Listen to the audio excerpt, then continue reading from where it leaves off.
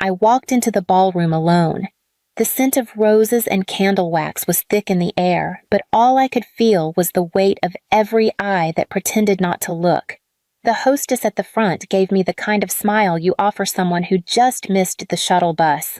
Warm, but late. Behind her, the Monroe table glowed under chandelier light already full.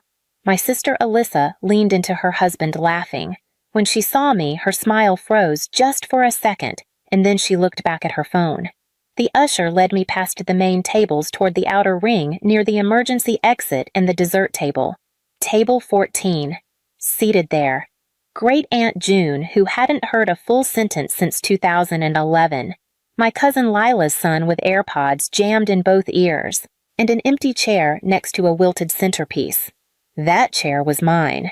Single guests usually go here, the usher said, gesturing politely. More flexibility. I took the seat, pulled my charcoal gray dress straight. I had chosen it carefully understated, structured, strong. Now I felt like I had dressed for a meeting no one else showed up to. Alyssa glanced over. I caught her whispering something to Mom. They both looked at me then away, like they'd expected me to bring someone, or maybe hoped I wouldn't show. I didn't ask for a +1. I didn't want to sit at the head table or make a scene. I just thought maybe this time I wouldn't be reduced to a quiet footnote. When the music shifted for the bouquet toss, the DJ called for all the single ladies. A ripple of laughter passed through the room. A few guests looked my way. Aunt June chuckled vaguely. I stayed seated. I kept my hands in my lap and my eyes on the flickering candles. And I wondered not for the first time if anyone here would even notice if I'd never walked in at all. Growing up, I was the quiet one, not the brilliant one that was Alyssa with her pageant crowns and dance recitals and perfect SAT scores. Not the rebellious one either that was our cousin Dean who got caught smoking in 9th grade and somehow became a creative spirit. I was just there. On time, in line, useful. My mom used to say I was low maintenance. She meant it as a compliment, I think. I took care of my own schoolwork, cleaned up without being asked. When Alyssa had strep throat, I gave up my room so she could rest away from the noise. When Dad lost his job for a while, I offered to skip senior prom in the dress we couldn't afford. He didn't say thank you, just nodded like it was expected. I learned early that being good didn't earn you attention. It just gave people permission to overlook you more confidently. Alyssa was always in the spotlight, and I didn't mind. Not at first. I clapped for her at graduation, took her headshots for college theater, even stayed up one night editing her resume while she cried over a breakup. "You're the only one who doesn't make me feel like a failure," she said, sniffling into a throw pillow. Funny. A few years later, she told people I probably wasn't coming around much because I was too busy being a career girl in the city. I had taken a leave of absence from work that month. I was in the middle of a breakup that left me with 2 drawers of clothes and garbage bags and a lease I couldn't afford.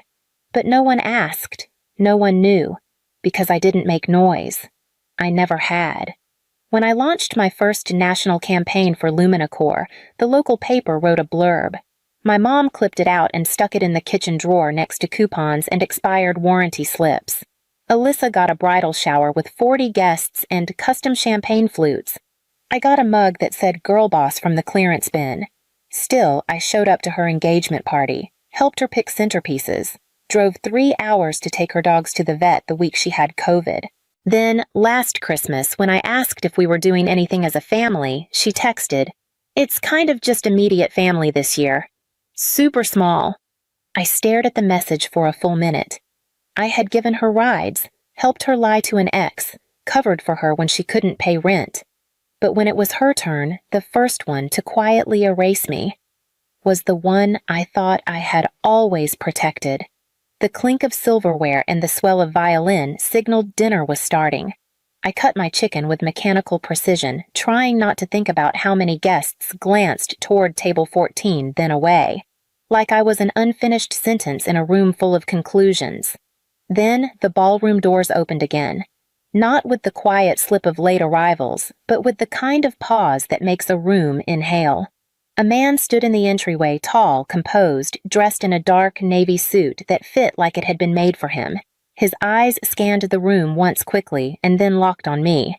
Before I could react, he was walking toward my table straight through clusters of guests and champagne flutes and startled conversations. He didn't pause, didn't glance sideways. He walked up to me, leaned in close, and said, "Sorry I'm late, love." Traffic was brutal. Then he kissed my cheek. It wasn't rushed. It wasn't awkward. It was the kind of kiss that said, "This is ours." Not performative, not forced, just late. I sat frozen, utterly, completely confused. He smiled at me softly. Just the corners of his eyes crinkled. "If you want me to stop, just say so." I didn't say anything. I didn't move either. He turned to the usher who'd been watching us with a fork in midair. "There seems to have been a seating mix-up. I believe I'm with her." "Yes, of course," the usher mumbled, standing abruptly. And suddenly, we were being walked toward the main table, toward my family. I heard the gasp before I saw the look on Alyssa's face. Her husband leaned toward her, eyebrows raised. My mom's mouth opened then shut. Ethan, because that's the name he whispered as we walked, kept one hand lightly on the small of my back, just enough to steady, not enough to claim. We were placed between my uncle and cousin Lila. Someone handed us wine. I still hadn't said a word. He leaned toward me again, voice low. "You looked like you needed a reset. I'll explain later. Just go with it if you want." I looked at him. The man knew my name. Knew enough about me to walk into a room like he belonged next to me. Knew how to whisper in a way that didn't claim, just offered. Everyone was watching, but for the first time in hours, I didn't feel like disappearing. After the toasts, the clinking glasses, and a few politely confused stares, I finally turned to him. "You going to tell me who you are now?" He smiled. "You don't remember me, do you?" I tilted my head. "Should I?" Ethan reached into his pocket and pulled out a folded place card. My name was written on it, carefully, in my own handwriting. "You left this behind, 5 years ago. Hotel conference room, Chicago. Green blouse. Marketing leadership seminar. You said, if you're not building something real, you're just adding noise." That stuck. I stared at the card. It was from a breakout session I barely remembered. I must have jotted my name on it during a Q&A. "You were there. I was in the back. I wasn't even in your group, but I heard you speak." He said it like someone describing a song they didn't know they needed until it started playing. "You work in marketing?" I asked. He shook his head. "Finance. But your talk made me switch companies.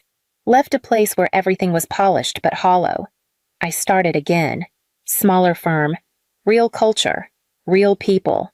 And today, he glanced toward the table where Alyssa was cutting her fillet eyes, darting toward us every few minutes. "I saw you sitting alone. You looked like you were about to vanish." So I walked in. My heart was ticking louder than the music. "Why now?" I asked softer. He looked at me, and not in the way people look at you when they want something. He looked like someone who'd been waiting to say something for a long time and finally found the space. "Because I owed you a moment. The kind of moment you once gave without knowing. No strings. Just presence." I blinked, looked down at my dress. The same one I almost didn't wear because it felt too strong. He raised his glass slightly, to the green blouse. I didn't smile. Not fully, but I did raise my glass back. For the first time all evening, my hands weren't folded in my lap. They were holding something warm. The music swelled again, upbeat now. Guests filed toward the dance floor. Ethan leaned in, asking gently, "Want to get some air?" I nodded and we slipped onto the terrace, one of those wraparound hotel balconies overlooking a city that doesn't care who you are. The wind was crisp. It smelled like winter and cigarette breaks. I exhaled for what felt like the first time all night. "You okay?" he asked. "I think so," I said. "I think I'm waiting for someone to walk out here and tell me I'm being dramatic." He chuckled. "Well, they'd be wrong." Silence settled between us, not heavy, just real. Then the door creaked open. Alyssa. She stepped out with that practiced grace she always had, heels silent on the concrete. Her dress shimmered like she was still 12 and still being told to smile for the camera.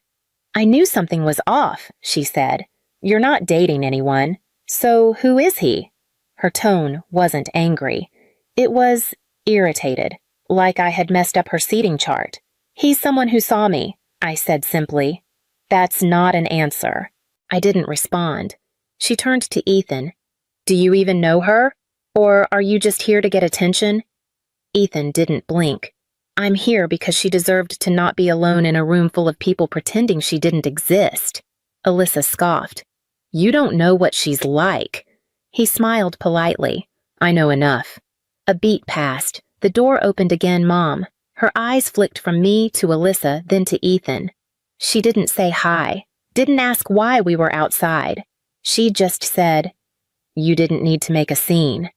This is Alyssa's day. That's when I felt it. The same pressure I'd felt my whole life to shrink so she could shine. I nodded slowly. Then I looked at Ethan. "Thank you for walking in." His brow creased slightly. "You're leaving?" "I've been leaving," I said. "Just took me a while to stand up." I turned to Alyssa. "Don't worry, you'll still have your spotlight. You always do." Then to Mom. "You can stop pretending I surprised you by existing." I walked past them back inside, past the white linens and gold-rimmed plates, and the family name etched into the centerpiece menu card.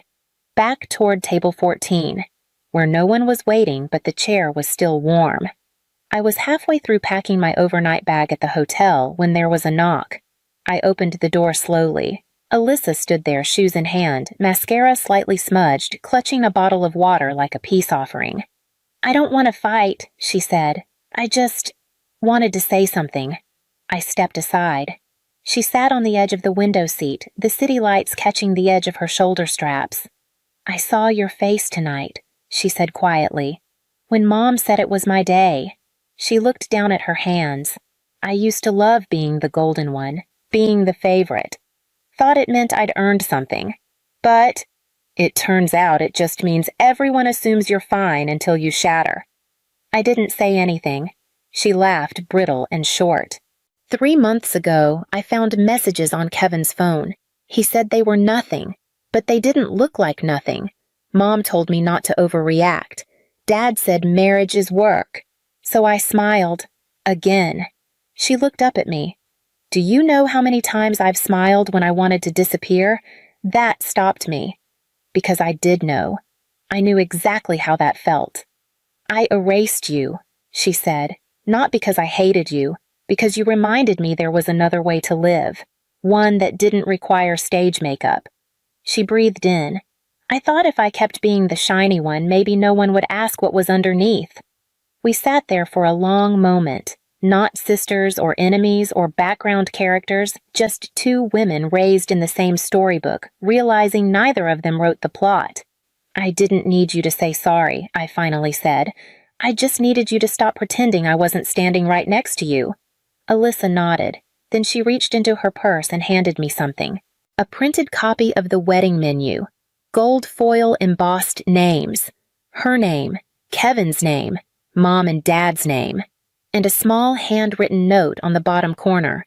"You were never invisible. I just made sure you stayed in the dark." I folded the menu carefully. No tears, no hugs. Just one shared silence that held more truth than any toast that night. The ballroom was quiet now. Most of the guests had drifted upstairs or to the bar. The staff moved like shadows, clearing glasses and folding linen napkins. I stood by the hotel's back garden where a few string lights still flickered overhead. My heels dangled from my fingers. The air smelled like rosemary and frost. Ethan appeared beside me, 2 mugs of something steaming in hand. "Not wine," he said. "Just cider. Thought you could use something without consequences." I took it. Warm ceramic. Simple. "I'm not sure what tonight was," I said softly. "Neither am I," he replied. "But I didn't come to be a story. I came because once you looked up during a panel full of noise and said something honest. It stayed with me. I figured maybe I could return the favor." He didn't reach for my hand, didn't fill the silence. Just sipped his cider and looked out toward the garden. "I'm not someone you need to rescue," I said after a minute. He turned. His expression didn't shift. Still steady. "I know," he said. "I don't want to rescue you." I want to walk beside you if that's something you'd let me do. It wasn't a line. It wasn't even hopeful. It was an offering. I sat down on the low stone bench. He stayed standing for a beat, then joined me, not close, not far. Just next to me. We drank in silence. The kind that doesn't need to be filled. The kind that says, I see you. You don't have to smile. After a while, he said, You don't have to decide anything tonight, but if you want a seat beside someone who already respects you, I'll keep showing up. I didn't answer. But I didn't stand up either. The string lights buzzed faintly above, and for the first time in years, I realized stillness doesn't always mean being stuck. Sometimes it means you're safe enough to stop running. 2 weeks later, I received a message from Mom. We're doing a post-wedding brunch at our place. Very casual. Would be nice to have you stop by. No apology. No context. Just brunch. I stared at the screen, unmoved. Then I looked at the printed wedding menu Alyssa had left with me, still folded, still tucked between pages of my planner. One line in gold foil, Monroe family table, reserved. I replied, Sure, I'll come. The house hadn't changed. Same floral couch, same glass figurines in the cabinet, same smell of lemon cleaner and thyme. They were already gathered around the long dining table, the one I hadn't sat at in over a year. As I walked in, a few heads turned. Alyssa smiled small real. Kevin nodded. My father coughed lightly like the air had shifted. Mom gestured vaguely. There's room. One chair sat empty. Not at the corner. Not at the kids' table. Near the middle. I walked over and pulled it out myself. No one jumped to help. No one made a speech. But no one objected either. I sat down. The room didn't erupt in joy. It didn't freeze in shame. It just adjusted. Like it remembered there had been a space unbalanced. Alyssa passed me the orange juice without a word. I poured my own. No toast. No tears. Just the sound of forks against plates. But across the table, Ethan. Yes, he was there. Caught my eye. He didn't wink. He didn't nod. Just looked at me the same way he did that first night. Like I wasn't missing. Like I wasn't an afterthought. Like I belonged. And maybe I always had. Not because they finally made space, but because I stopped waiting for someone else to pull out the chair.